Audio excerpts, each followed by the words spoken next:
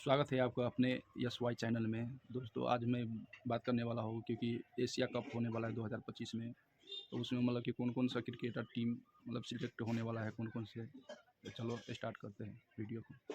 पिछले एक हफ्ते से माहौल बना था कि भाई फलाना खिलाड़ी खेलेगा, फलाना खिलाड़ी बाहर हो जाएगा, इसके साथ गलत होगा वो टीम में आ जाएगा। अब एशिया कप का स्क्वाड अनाउंस हो चुका है और क्लैरिटी जो है वो आ गई। सबसे पहले हाइलाइट्स बताते हैं कि इस एशिया कप के स्क्वाड की हाईलाइट क्या है। तो शुभमन गिल जो है उनकी न सिर्फ T20 टीम में वापसी हुई है बल्कि प्लेइंग 11 में भी वो आए हैं और वाइस कैप्टन के तौर पर आए। It's a big and bold move, इसके बारे में चर्चा करेंगे। लेकिन हाईलाइट ये है कि श्रेयस अय्यर को जगह नहीं मिली। हाईलाइट ये है कि वो जायसवाल जिनकी परफॉर्मेंस बाकी सभी खिलाड़ियों से कहीं ज्यादा बेहतर रही है इंटरनेशनल T20 में, उनको भी जगह नहीं दी गई। जसप्रीत बुमराह हैं, अक्सर, कुलदीप, वरुण स्पिनर के तौर पर है। हर्षित का सिलेक्शन हुआ है, अर्शदीप और बुमराह बाकी पेसर हैं। प्रसिद्ध कृष्णा या सिराज को जगह नहीं मिली है। संजू सैमसन हैं, लेकिन ऐसा लगता है कि प्लेइंग 11 का हिस्सा नहीं हो। वो सेकेंड विकेट कीपर बन जाएंगे क्योंकि मेरे हिसाब से जितेश शर्मा न सिर्फ विकेट कीपर के तौर पर खेलेंगे बल्कि प्लेइंग 11 का हिस्सा होंगे। ये ओवरऑल कहानी है। अब कहानी शुरू करते हैं शुरू से, ओपनर से, क्योंकि इस स्क्वाड को लेकर जो सबसे ज्यादा चर्चा हो रही थी वो ये हो रही थी कि यार क्या ओपनर सेम रहेंगे, क्या अभिषेक शर्मा, संजू सैमसन ही ओपन करेंगे या फिर जायसवाल और शुभमन गिल जो पहले ओपनर थे उनमें से किसी को इस टीम में जगह मिल सकती है। अभिषेक शर्मा को लेकर क्लैरिटी ये दी गई कि अभिषेक शर्मा जो है वो क्योंकि T20 वर्ल्ड कप के बाद सबसे ज्यादा स्ट्राइक रेट मेंटेन करते हैं, 199 के आसपास का स्ट्राइक रेट है, 200 के आसपास का, और गेंदबाजी भी करते हैं, तो ऐसे में आप उनको रिप्लेस नहीं कर सकते, वो खेलेंगे। अब दूसरे स्लॉट के लिए 3 नाम आपके पास थे। एक नाम था यशस्वी जायसवाल का, दूसरा नाम था शुभमन गिल का और तीसरा नाम संजू सैमसन का था। जायसवाल उनके लिए आपको बुरा लग सकता है क्योंकि जायसवाल स्टैट्स के मामले में शुभमन गिल से काफी बेहतर है। 165 प्लस का स्ट्राइक रेट है और 35 प्लस का एवरेज है। शुभमन गिल का 30 का एवरेज है, 139 का स्ट्राइक रेट है, उससे बेहतर है। लेकिन ऐसा लगता है कि शुभमन गिल पर बीसीसीआई जो है वो इन्वेस्ट कर रहा है और भविष्य में उन्हें ऑल फॉर्मेट कैप्टन बनाया जा सकता है। ये सवाल भी आया था, सूर्य कुमार यादव से पूछा गया क्या वो फुल टाइम कैप्टन बनेंगे। सूर्या के भाई इधर पूछो यार, हमसे क्यों पूछ रहे, बट वही लग रहा है, अदरवाइज और कोई लॉजिक नहीं था। शुभमन गिल को लेकर मैंने पुराने वीडियोस में कहा था केवल 2 कहानी हो सकती, एक वो टीम में नहीं होंगे, उनकी टीम में जगह नहीं बनती है, या फिर वो आएंगे वाइस कैप्टन के तौर पर और सीधे प्लेइंग 11 में खेलेंगे। और यही हुआ है, या तो उनकी जगह नहीं बनती जो कि लॉजिकली नहीं बन रही है, या फिर बीसीसीआई उनके टैलेंट को इतना बैक करता कि नहीं ये once in a generational player है, हमें इस प्लेयर पर बहुत ज्यादा भरोसा है और हम ये मानते हैं कि ये लड़का हमारा फ्यूचर का कैप्टन है, इसलिए हम इन्वेस्ट कर रहे हैं और इसलिए चाहे जायसवाल हो या संजू सैमसन हो हम उनको साइड कर रहे हैं। अदरवाइज कोई लॉजिक नहीं है। जायसवाल मैंने पहले भी कहा स्टैट्स में बेहतर है, 36 का एवरेज है, शुभमन गिल के 30 के एवरेज से बेहतर है। शुभमन गिल और जायसवाल के स्ट्राइक रेट में काफी ज्यादा फर्क है, काफी ज्यादा फर्क है। शुभमन 130 से 40 के स्ट्राइक रेट पे खेलते हैं, जायसवाल 160 से 180 के स्ट्राइक रेट पे खेलते हैं, तो जमीन आसमान का फर्क है। शुभमन T20 का हिस्सा नहीं रहे हैं लेकिन स्ट्रेट आए हैं, वाइस कैप्टन बने हैं और बैटिंग ऑर्डर में इस वजह से काफी चेंजेस होने वाले हैं क्योंकि इसका सबसे बड़ा असर यही होगा कि संजू सैमसन की जगह नहीं बनेगी। मैं ये मान के बैठा हूं कि संजू सैमसन शायद अब प्लेइंग 11 का हिस्सा नहीं है, unless and until Jaiswal, unless and until Shubman या अभिषेक में किसी को ड्रॉप किया था या तबियत खराब होती है, या आप मान के चलो ये पॉसिबल नहीं है। शुभमन को ऑल फॉर्मेट कैप्टन इंडिया शायद बनाने वाली है और इसी वजह से ऐसा हो रहा है। शुभमन गिल स्टैट्स अगर T20 की बात की जाए तो 21 मैचेस में 578 रन है, 30 का एवरेज है, 139 का स्ट्राइक रेट जो मैंने कहा, और अगर शतक हटा दे तो 22 का एवरेज है, 132 का स्ट्राइक रेट। सो T20 में अब तक वो एवरेज रहे। हालांकि ये बातें शुभमन गिल को लेकर टेस्ट क्रिकेट में भी कही जा रही थी कि टेस्ट में भी वो एवरेज है, उनकी जगह नहीं बन रही है, बट पिछले सीरीज में हमने देखा कि जब जिम्मेदारी बड़ी दी गई, कैप्टनसी दी गई, तो फिर उन्होंने फर्क दिखाया कि कितने बड़े वो प्लेयर बन सकते हैं और 750 रन बनाए जो जायसवाल से भी ज़्यादा थे।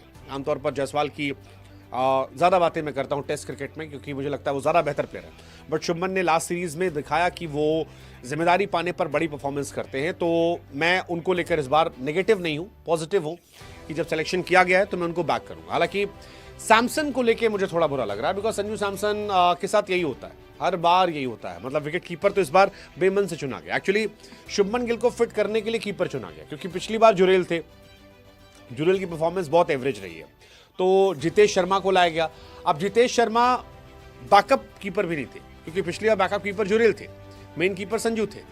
लेकिन अब संजू जो है वो बैकअप कीपर बन जाएंगे, क्योंकि संजू लोअर ऑर्डर में बैटिंग करते नहीं है, संजू टॉप ऑर्डर में बैटिंग करते हैं। और टॉप ऑर्डर की बैटिंग बहुत क्लियर है, ऊपर आपके अभिषेक शर्मा, शुभमन गिल, 3 पर सूर्या, 4 पर तिलक वर्मा, या 3 पर तिलक वर्मा, 4 पर संजू और 4 पर सूर्य कुमार। तो उनकी जगह बनती नहीं है। 5 पे फिर हार्दिक, उसके बाद नीचे अलग प्लेयर्स आ जाएंगे। जितेश क्योंकि फिनिशर के तौर पर आते हैं, तो जितेश का सिलेक्शन हो जाएगा। हालांकि यार संजू सैमसन के लिए आपको बुरा इसलिए लगता है बिकॉज उन्होंने कुछ गलत नहीं किया था। अगर आप देखो T20 वर्ल्ड कप के बाद से खिलाड़ियों के स्ट्राइक रेट क्या है, तो अभिषेक शर्मा का 193 का स्ट्राइक रेट है, ऑलमोस्ट 194 का। संजू का 171 का था, बट वो नहीं खेले जाएंगे। तिलक भी 170 पर है, जायसवाल का भी 170 का था, शिवम दुबे 167, सूर्या 161, शुभमन का 129 का था। तो यानी इस कड़ी में सबसे कमजोर शुभमन गिल नजर आ रहे हैं। बट क्योंकि हरभजन ने भी कहा था कि यार टेक्निकली साउंड है, अगर वो तेज खेलना चाहेंगे तो तेज खेल सकते हैं। और मुझे लगता है शुभमन को भी टास्क दिया गया होगा, क्योंकि टीम ने कहा है कि ये फाइनल नहीं है। शुभमन को टास्क दिया गया कि आप जाइए, खेलिए और एक्सप्रेस कीजिए। अगर वो अच्छा एक्सप्रेस कर लेते हैं और इंडिया की बल्ले बल्ले होती है तो बल्ले बल्ले है, अदरवाइज देखा जाएगा। बट शुभमन वाइस कैप्टन के तौर पर है। जायसवाल और अय्यर जो है वो ड्रॉप्ड है। ये थोड़ा सा शॉकिंग वाला हिसाब किताब है कि आपको अय्यर के लिए बुरा लगता है, because he is a all format player, form of his life. UAE Dubai में मैचेस होने हैं, वहां पर उस पिच के हिसाब से अय्यर बड़े प्लेयर बनते, वहां स्पिनर ज्यादा होंगे, वहां वो अच्छा करते, बट नहीं लिया गया। अय्यर मतलब अय्यर डिजर्विंग प्लेयर थे, मेरे हिसाब से अय्यर को भी टीम में होना चाहिए था। बट अय्यर को लेकर यही कहा गया कि यार ना वो गलत है ना हम गलत है।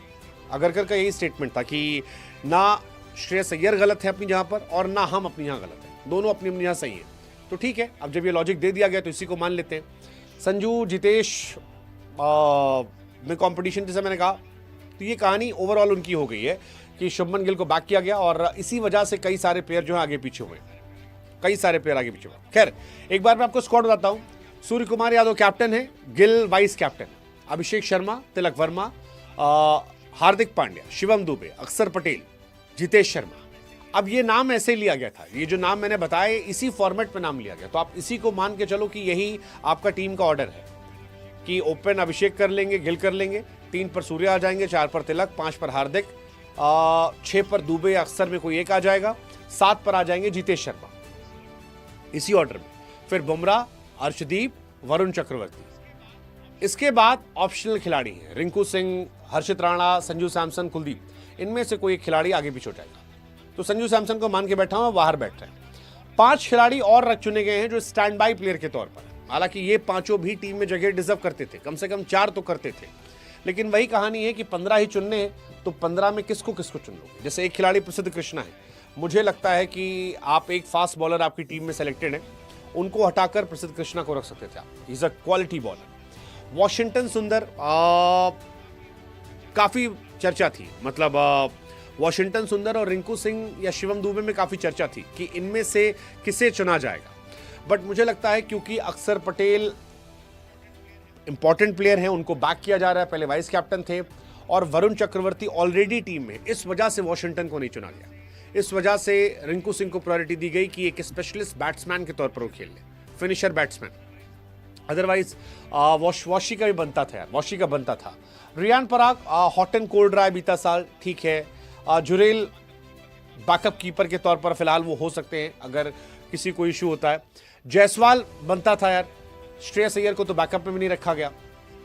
तो प्रसिद्ध कृष्णा, वॉशिंगटन सुंदर, जायसवाल, ये 3 खिलाड़ी ऐसे हैं जो मुझे लगता है टीम में जगह डिजर्व करते थे। रिंकू सिंह को ऐड किया गया है, वो एक इंटरेस्टिंग चॉइस है, ठीक है, अच्छी चॉइस है, मतलब आप उन्हें रख सकते हो, आपने सोचा है, आपने फॉर्म को नहीं क्लास को प्रायोरिटी दी है, तो वो आई थिंक एक कहानी आती है। बट ओवरऑल ठीक है। कुछ खिलाड़ी जो बड़े नाम मिस कर रहे हैं, उनमें सिराज का नाम है, जायसवाल का नाम है, वॉशिंगटन सुंदर, श्रेयस अय्यर, ये मेरे हिसाब से कुछ बड़े नाम जो हैं जो मिस कर रहे हैं। इनमें से प्रसिद्ध कृष्णा भी जोड़ लिया, I really like him in T20, जो उन्होंने IPL में किया था, बट IPL का रिवॉर्ड नहीं मिला उन्हें। शुभमन को रिवॉर्ड केवल मिला है। शुभमन को रिवॉर्ड मिला है, मैंने कहा उन्हें कैप्टन के तौर पर देख रहे हैं और कोई रीज़न नहीं है। उन्हें ऑल फॉर्मेट कैप्टन के तौर पर देख रहे हैं और उनसे एक्सपेक्ट कर रहे होंगे कि आप थोड़ा सा स्ट्राइक रेट पे काम कीजिए ताकि आप थोड़ा और बेहतर हो सकते हो। इसका खामियाजा संजू सैमसन को उतारना पड़ेगा। Shreyas Iyer, you feel bad for him, you feel bad for him. ना टेस्ट में जगह दी गई इंग्लैंड सीरीज में, ना एशिया कप में जगह दी गई। पता नहीं, जायसवाल के लिए भी है, जायसवाल के साथ सब अच्छा है, बस पीआर नहीं है। आई थिंक प्यार और पीआर का अंतर है। जायसवाल को रन बनाना आता है, बट जायसवाल के साथ तो गलत हुआ यार। जायसवाल 160 प्लस का स्ट्राइक रेट, कॉन्टिन्यूसली अच्छा खेलना, बट उनको साइडलाइन किया गया। सो यार देखो, दोस्ती यारी या वो सब तो है टीम में यार। मतलब केकेआर का कोटा भी लगा है, वो आपको विजिबल होके दिखता है। संजू सैमसन, मतलब क्या कहूँ मैं, देखो दोनों चीज़ें क्लियर है। एक कोटा भी लगता है, एक फेवरेट वाला भी दिखाता है। तो पीआर भी फर्क पड़ता है, फेवरेट से फर्क पड़ता है, बट अल्टीमेटली इट्स परफॉर्मेंस जिससे होता है। तो अब जिनको मौका नहीं मिला है वो क्या कर सकते हैं, बैठ सकते हैं, क्योंकि जो गए हैं वो भी अच्छे खिलाड़ी हैं। हाँ, ये हो सकता है कि जो गए हैं उनसे ज़्यादा अच्छे बाहर बैठे हैं, ये आप कह सकते हो। जैसे जायसवाल की टीम में जगह बनती थी, मुझे लगता है जायसवाल और अभिषेक दोनों टीम में बन सकते थे, बट जायसवाल का सिलेक्शन नहीं हुआ। ही ट्रूली डिजर्व। अभिषेक जायसवाल पर भारी पड़ गए। तो अभिषेक जायसवाल की अगर आप बात करोगे तो जायसवाल क्योंकि वो बॉल भी कर लेते हैं, तो वही बात यहाँ पर कही गई कि जायसवाल दुर्भाग्यपूर्ण था बाहर है, क्योंकि अभिषेक थोड़ी गेंदबाजी कर लेते हैं और वैसी ही बल्लेबाजी करते जैसा ओपनर चाहिए। सो ठीक है, केएल राहुल का तो जिक्र ही नहीं हुआ कहीं पर, मतलब कहीं जिक्र ही नहीं हुआ। तो ये भी थोड़ा शॉकिंग था कि केएल राहुल को कई लोग मान रहे थे कि उनकी वापसी हो जाएगी, बट कहीं जिक्र नहीं हुआ। ओवरऑल आपके हिसाब से ये टीम कैसी है, 10 में से क्या रेट दोगे इसे, और इनमें से आपके 11 कौन है बताइए कमेंट सेक्शन में। और साथ ही कौन सा खिलाड़ी जिसकी टीम में जगह बनती थी बट जिसे नहीं लिया गया, जिसके लिए आपको बुरा लग रहा है। अय्यर, कृष्णा, वॉशिंगटन, रियान पराग, जायसवाल, कौन? कमेंट सेक्शन में। ठीक है दोस्तों, कमेंट बॉक्स में कमेंट करना कि कौन सा खिलाड़ी सही है। ओके ठीक है, मिलते हैं नेक्स्ट वीडियो में अब।